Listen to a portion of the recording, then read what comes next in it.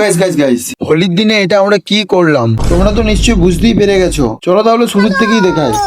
তো hello guys, welcome back to my channel. তো আজকে ছিল হোলি, তাহলে তোমাদেরকে কিছু কথা বলি। শুনো তাহলে, কে এমন আবির মাখাচ্ছে যেন এর গায়ে হলুদ হচ্ছে। তারপর আমিও হালকা করে দুটি গালে মেখে নিলাম আবির। আর একে দেখতে পুরো লাগছে কাবির সিং। আর হ্যাঁ গাইস, আমার তরফ থেকে তোমাদের সবাইকে হ্যাপি হোলি।